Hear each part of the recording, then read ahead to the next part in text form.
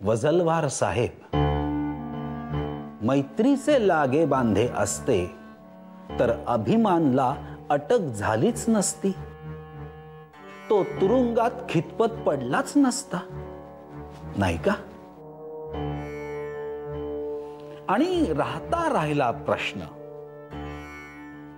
विक्रांत भोसलेंनी मला व्हॅन मधून सोडण्याचा,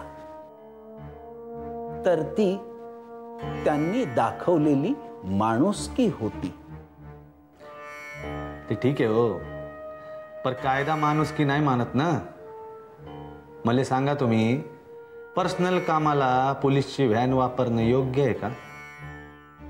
आणि तुमच्या कर्तव्य दक्ष इन्स्पेक्टरांना तेच तर कळलं नाही ना, म्हणूनच आज काय अपयशी आहेत. विक्रांत भोसले या माणसाशी मी मैत्री केली होती, इन्स्पेक्टरशी ती नंतर झाली. इन्स्पेक्टर म्हणून संबंध यायचा, पण मैत्रीत आम्ही खूप गप्पा मारायचो. इन्स्पेक्टर म्हणून त्याला अपयश आलं असेल हा त्याच्या नशिबाचा भाग झाला. मुलगा हुशार असायला तो पहिलाच यावा लागतो असं नाही ना. विक्रांत भोसले फरार झालेला नाहीये, त्याला चौकशीसाठी बोलवलं तर तो येईलही, पण त्याला अपराधी म्हणून सिद्ध करण्यासाठी तुम्हाला इतक्या लांबच्या संबंधित व्यक्तींची चौकशी करायला लागते. तसं नाहीये की मला माहिती मिळत नाहीये असं मी म्हटलेलंच नाही. असो, उलट तुम्ही या केसच्या मुळापासून सुरुवात केली, इतक्या खोलवर पोचलात, हे कौतुकच आहे. पण तुम्हाला एक सांगू का मी, आमच्यासारख्या माणसांकडून इन्स्पेक्टर विक्रांत बद्दल तुम्हाला काहीही माहिती मिळणार नाही. ती तुम्हाला मिळेल त्यानं पकडलेल्या गुन्हेगारांकडून. आमच्यासारख्या माणसांकडून तुम्हाला विक्रांत भोसले माणूस म्हणून किती मोठा होता हेच ऐकायला मिळेल, जी माहिती तुम्हाला नकोय.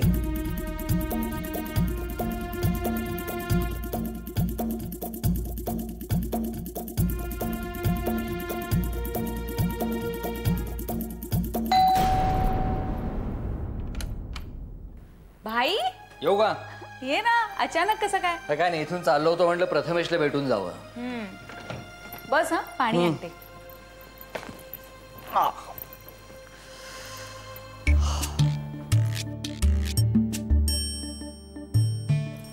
घे.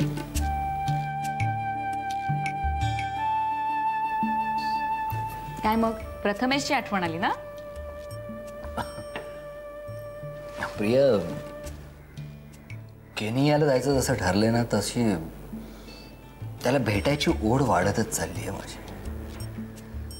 सारखा असा नजरेसमोर असावा असं वाटतो. भाई, आयडियल फादर सारखं बोलायला लागलायस तू. प्रयत्न सुरू आहेत, माहिती आहे का मला. म्हणजे आपल्या बाबांनी आपल्यासाठी जेवढं केलं तेवढं नाही करू शकणार मी, पण प्रयत्न करायला तरी काय हरकत आहे. भाई, तुझी इच्छा लवकरच पूर्ण होईल.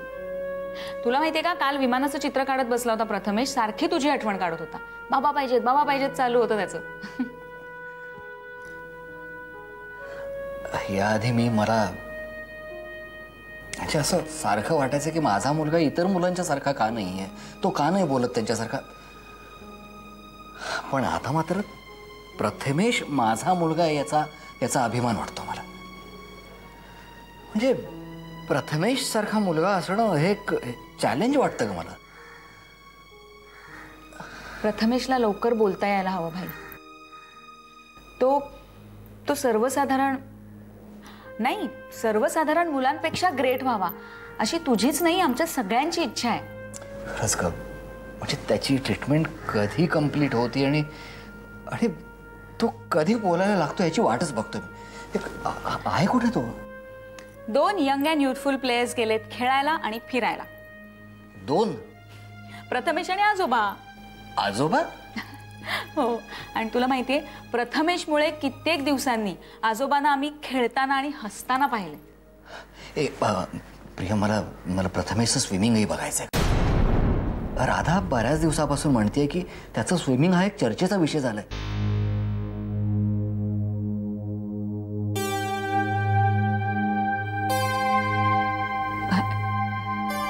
प्रिया, काय झालं? काही नाही, मी चहा ठेवते, तू बस.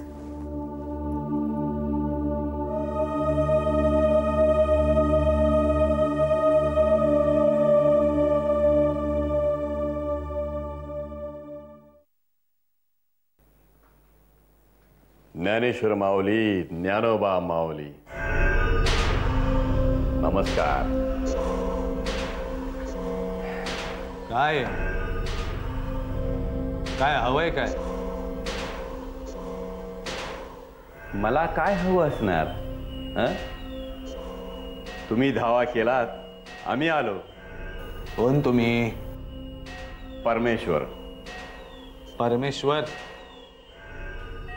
मी कधी त्या परमेश्वराचा पण दावा नाही केला. मग या परमेश्वराचा कशाला करू? माझा नाही केलात, साहेबांचा केलात म्हणून आलो. साहेब? यशवंतराव सरंजामे, ओळखलं? मी त्यांना चांगलाच ओळखून आहे, पण म्हणलं जरा ओळख वाढवावी. मग बोला, माझ्याशीच बोला. त्यांच्याशी बोललात काय आणि माझ्याशी बोललात काय? परमेश्वर त्यांचाच आहे. परमेश्वर त्यांचा असू दे नाही तर देवळातला, मला कुठल्याच परमेश्वराशी मतलब नाही. मले त्यांचीच जबानी घ्यायची आहे. या पोलीस स्टेशनमध्ये साहेबांविषयी बोलणारे तुम्ही पहिले. विक्रांत असताना कुणाची हिम्मत नव्हती असं बोलायची. असं का? विक्रांत साहेबांना मुलासारखा आहे. ते गेल्या वेळी ट्रान्सफर झाली तेव्हाच लक्षात यायला पाहिजे होतं मले. आपल्या मित्राला सोडवल्यानंतर मुलगा कुठं जाऊन बसलाय हे त्यांच्या ध्यानात आलेलं दिसत नाही अजून. म्हणून म्हणलं मुलगा नाही तर नाही, त्या बाप माणसाला तरी भेटू ना. आता जायचं आणि तुमच्या साहेबांले सांगायचं इथं जबानीसाठी त्यांनाच यावं लागल. ही इथल्या परमेश्वराची ऑर्डर आहे, समजलं?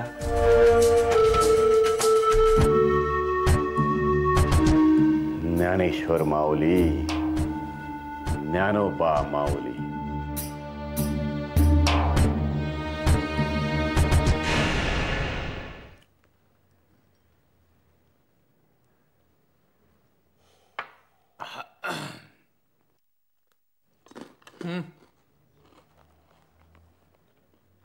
क्या गे?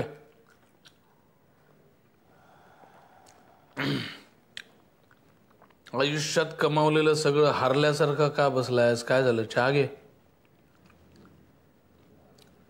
तसंच झालंय, पण अजून हरलो नाही. काय झालं? पोलीस स्टेशनला गेलो होतो. तुम्हाला सांगायला विसरलो, त्या इन्स्पेक्टर वजलवारचा फोन आला होता. तुम्हाला बोलावलंय त्यानं जबानीसाठी.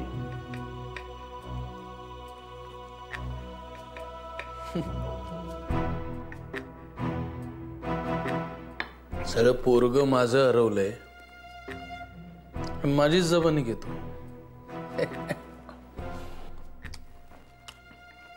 विक्रांत मागे मला म्हणाला होता मान आणि नाक फार वर असतं त्या वजलवाराचं.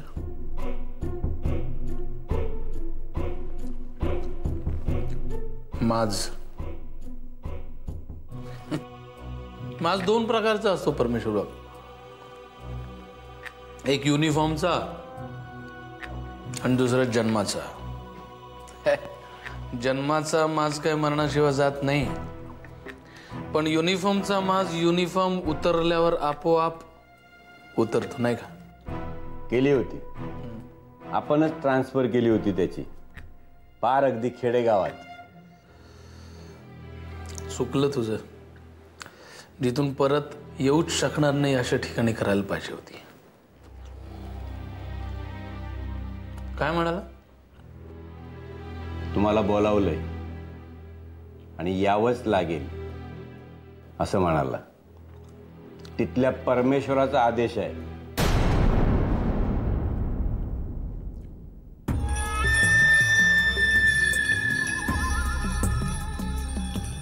नकाशा आहे का आपल्या घरात? कशाला? महाराष्ट्रातला सगळ्यात दुर्गम भाग कुठला आहे जरा शोधून ठेवू.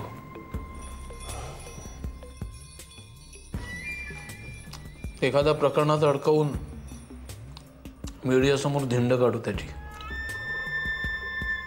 का खूप पैसा चालू त्याला? नाही नाही, जाऊ दे. एक चिल्लर माणसाला कसं तरी असं टाक असं काढू पोलीस स्टेशन. मी तर आता जाणार नाहीच. तो कधी येईल बघू. घे जागा.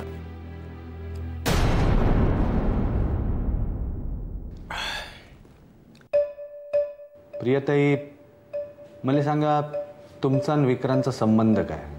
मित्र आहे तो माझा. हे सगळे मैत्रीचे लागे बांधेच असतात. वजलवार साहेब, मैत्रीचे लागे बांधे असते तर अभिमानला अटक झालीच नसती, तो तुरुंगात खितपत पडलाच नसता.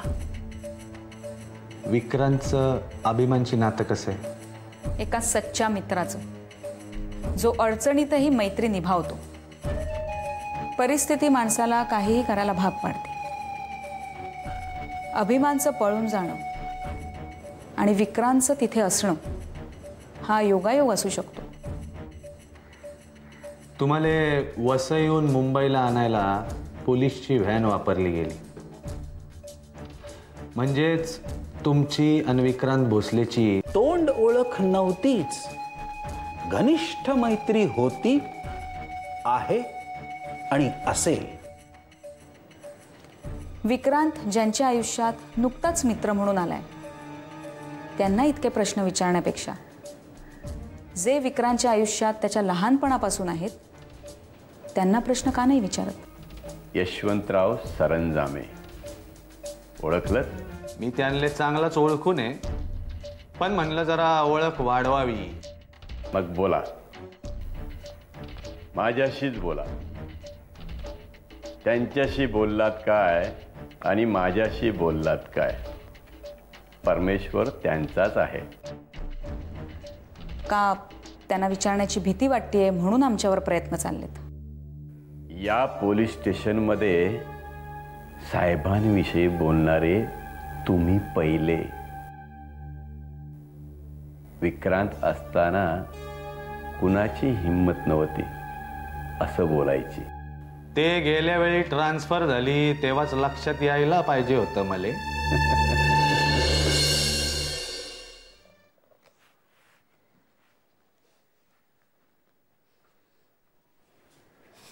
ये ग राधा, आलीस का मुलांना शिकवून? आले. आजोबा चहा घेणार तुम्ही? मी चहा घेत नाही, पण तुला हवा असेल तर शुभ्रा किंवा प्रियाला सांग. नाही, नको. नको काय? आपल्याच घरात संकोच कसला करते? नाही हो, संकोच वगैरे काही करत नाहीये मी. खरंच नको. तू दमली असशील म्हणून म्हटलं हो. आजोबा, खरं सांगू, मला मुलांना शिकवायला खूप आवडतं. आवडीचं काम असलं की कष्ट वाटत नाही. अगदी बरोबर बोललीस. पत्रिका बघताना सुद्धा मला काळ वेळेचं भान राहत नाही.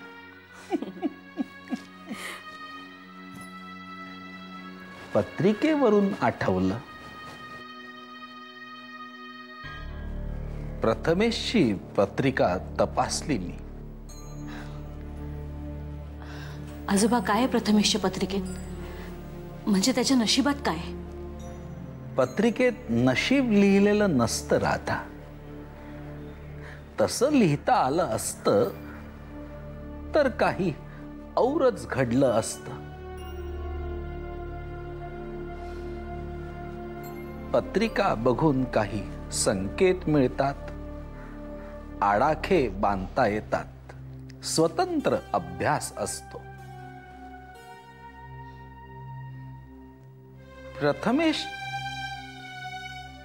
प्रथमेशच्या बाबतीत सांगणार मी तुला.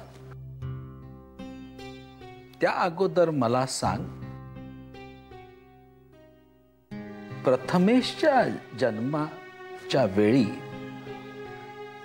काही विशेष असं घडलं होतं? काही आठवतंय तुला? विशेष नाही. म्हणजे प्रथमेश झाल्यानंतर डॉक्टरांच्या लक्षात आलं की प्रथमेशला ऐकू येत नाहीये, तो रिॲक्टच होत नव्हता. त्यामुळे डॉक्टरांनी सांगितलं की कदाचित त्याला बोलताही येणार नाही. हे तू जन्मानंतरच सांगितलंस. जन्माच्या आधीच काही आठवतंय का? जन्माच्या आधी नाही आजोबा, असं विशेष काहीच नव्हतं. सगळं नॉर्मल होतं.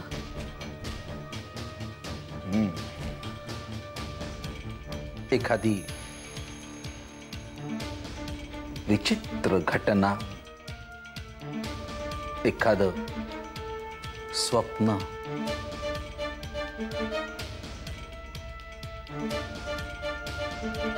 नाही. का हो आजोबा, असं का विचारताय? नाही, मी प्रथमेशच्या पत्रिकेचा अभ्यास केला आणि माझ्या असं लक्षात आलं की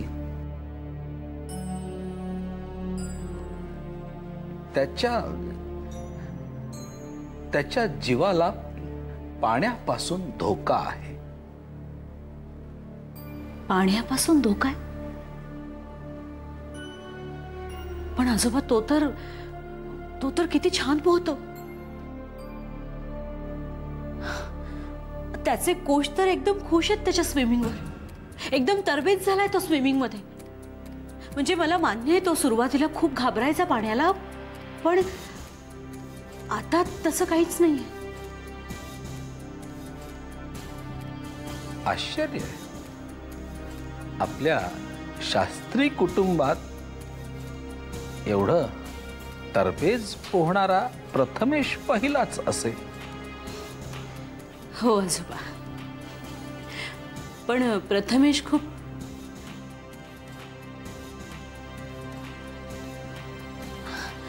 आजोबा,